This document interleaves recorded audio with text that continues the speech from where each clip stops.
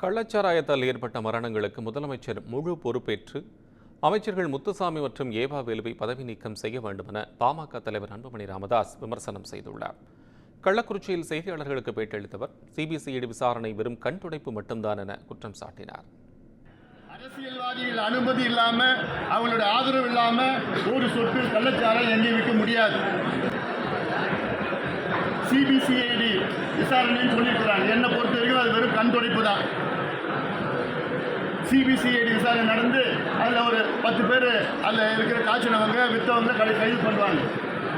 ஆனால் அவங்களுக்கு ஆதரவாக இருந்து அரசியல்வாதிகள் என்ன செய்யணும், என்ன செய்ய போகிறாங்க, ஒன்றும் செய்ய போகிறது கிடையாது. இது வெறும் கண் துடைப்பு தான். முதலமைச்சர் இதற்கு பொறுப்பேற்க வேண்டும்.